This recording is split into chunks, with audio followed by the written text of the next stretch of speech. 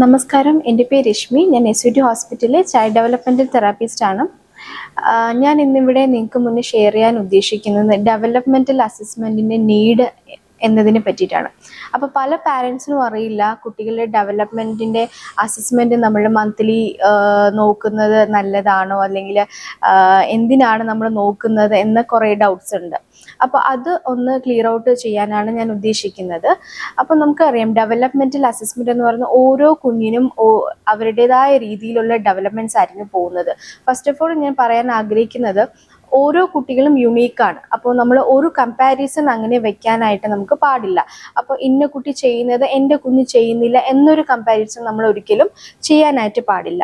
Developmental assessment നോക്കുന്നത് നമുക്ക് എന്തെങ്കിലും കുഞ്ഞുങ്ങളിൽ കൃത്യസമയത്ത് ചെയ്യേണ്ട കാര്യങ്ങൾ ചെയ്യാണ്ടിരിക്കുകയോ, അല്ലെങ്കിൽ സ്പീച്ചിന് എന്തെങ്കിലും ഡിലേ ഉണ്ടോ, സ്പീച്ച് കറക്റ്റ് ടൈമിന് കുട്ടി സംസാരിക്കുന്നില്ല, അത് നമ്മൾ കുറേ കഴിഞ്ഞിട്ടാണ് ഐഡൻറ്റിഫൈ ചെയ്യുന്നതെങ്കിൽ അത് മേക്ക് ഓവർ ചെയ്തു വരാനായിട്ട് കുറേയേറെ ടൈം എടുക്കും.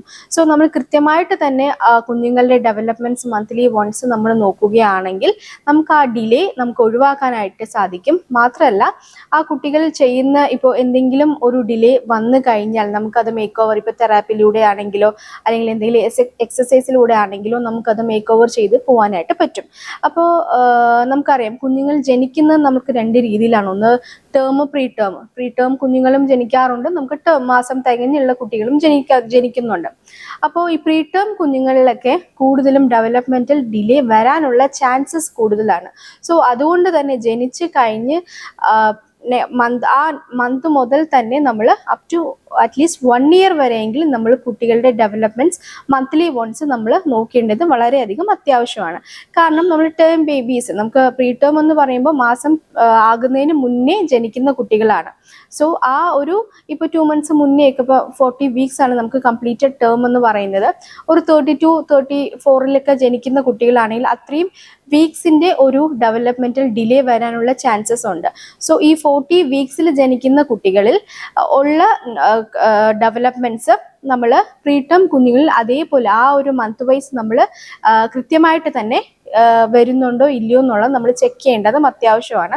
എന്തെങ്കിലും ഡിലേ ഉണ്ടെങ്കിൽ നമ്മൾ ടേം ബേബീസിനെ പോലെ തന്നെ നമുക്ക് പ്രീ ടേമിനെ മേക്ക് ഓവർ ചെയ്ത് അല്ലെങ്കിൽ തെറാപ്പിയിലൂടെ ഒക്കെ നമുക്ക് മേക്ക് ഓവർ ചെയ്ത് കൊണ്ടുവരാനായിട്ട് സാധിക്കും. അപ്പോൾ ഈ ഡെവലപ്മെൻറ്റ്സിൽ നമുക്ക് ജനിച്ച് കഴിഞ്ഞിട്ട് കുറച്ച് മന്തിൽ മെയിൻലി ആയിട്ടുള്ള മൈൽ സ്റ്റോൺസ് അത് നോക്കുന്നത് 2, 4, 8, 12 monthsലാണ്. അപ്പോൾ ഈ മന്തിലെ കാര്യങ്ങൾ ഫസ്റ്റ് നമ്മൾ കുട്ടികൾ ചെയ്യുന്നുണ്ടോ ഇല്ലയോ എന്നുള്ളത് നമ്മൾ ശ്രദ്ധിക്കേണ്ടതും അത്യാവശ്യമാണ്.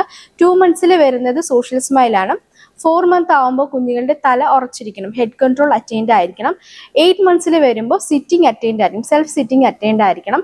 12 months കുഞ്ഞുങ്ങൾ ജസ്റ്റ് വാക്കിംഗ്, അതായത് ഒന്ന് എണീറ്റ് 1-2 സ്റ്റെപ്പ് മുന്നോട്ട് വയ്ക്കാനായിട്ട് അവർ ട്രൈ ചെയ്യും. അതിനോടൊപ്പം തന്നെ ഇവരുടെ ടോണും കാര്യങ്ങളും ഒക്കെ നമ്മൾ ഈ ഒരു ഡെവലപ്മെൻറ്റിൽ നമ്മൾ നോക്കുന്നുണ്ട്. മാത്രമല്ല പ്രത്യേകം ശ്രദ്ധിക്കേണ്ടത്, ഇപ്പോൾ എല്ലാവർക്കും ടെൻഷൻ വരും. അപ്പോൾ ആ കുട്ടി 6 months ആയി അല്ലെങ്കിൽ 8 months ആയി തനിയെ എണീറ്റിരുന്നു, എൻ്റെ കുഞ്ഞ് എണീറ്റിരുന്നില്ല. നമ്മൾ ഒരു കാരണത്തിലും ടെൻഷൻ പാടില്ല. കാരണം 1-2 മാസം ഫ്രണ്ടിലോട്ട് പോയി എന്ന് വെച്ചിട്ട് നമുക്ക് കുഞ്ഞുങ്ങൾക്ക് യാതൊരു കുഴപ്പവും വരുന്നില്ല. പക്ഷേ ആ ഒരു മന്തിലും കുഞ്ഞുങ്ങൾ ചെയ്യേണ്ട കാര്യങ്ങൾ ചെയ്തില്ല എന്നുണ്ടെങ്കിൽ നമ്മൾ ഉറപ്പായിട്ടും തെറാപ്പി അല്ലെങ്കിൽ എക്സസൈസ് കുഞ്ഞുങ്ങൾക്ക് കൊടുക്കേണ്ടത് വളരെയധികം അത്യാവശ്യമാണ്.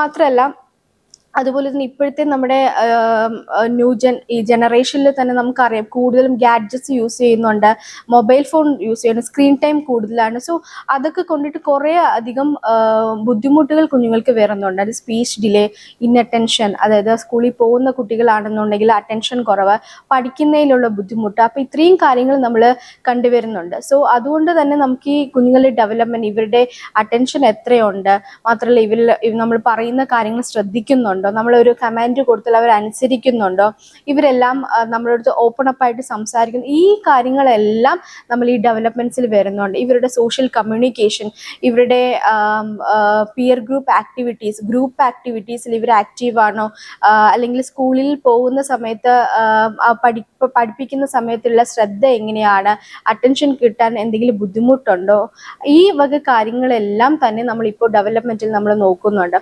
സോ ഇതിലേതെങ്കിലും ഒരു ഏരിയയിൽ കുഞ്ഞുങ്ങളുടെ പുറകിലോട്ടാണ് എന്നുണ്ടെങ്കിൽ നമ്മൾ പാരൻസ് ഉറപ്പായിട്ടും ഒരു ഡെവലപ്മെന്റൽ അസസ്മെന്റ് കുഞ്ഞുങ്ങൾക്ക് കൊടുക്കുക. ഇപ്പൊ പ്രീ സ്കൂളിൽ, അതായത് കിൻഡർ ഗാർഡനിലൊക്കെ പോകുന്നതിന് മുന്നേ നമ്മളൊരു പ്രീ സ്കൂൾ അസസ്മെന്റ് കൊടുക്കുന്നത് നന്നായിരിക്കും. എത്രത്തോളം കുട്ടികൾക്ക് ആ ഒരു ഗ്രാസ്പിംഗ് പവർ ഉണ്ട്, മാത്രമല്ല അവർക്ക് നമ്മൾ പറഞ്ഞു കൊടുക്കുന്ന കാര്യങ്ങൾ അറ്റൻഷനോട് കൂടി എത്രമാത്രം അവർ കേട്ടിരിക്കുന്നു എന്ന കാര്യങ്ങളൊക്കെ നമുക്ക് മനസ്സിലാക്കാനും അതിന് വേണ്ടിയിട്ടുള്ള രീതിയിലുള്ള തെറാപ്പി അല്ലെങ്കിൽ ഇന്റർവെൻഷൻ നമുക്ക് കൊടുക്കാനും സാധിക്കും. സോ ഡെവലപ്മെന്റൽ അസസ്മെന്റിന്റെ ഇമ്പോർട്ടൻസ് എല്ലാവർക്കും മനസ്സിലായി കാണുമെന്ന് വിശ്വസിക്കുന്നു. Thank you.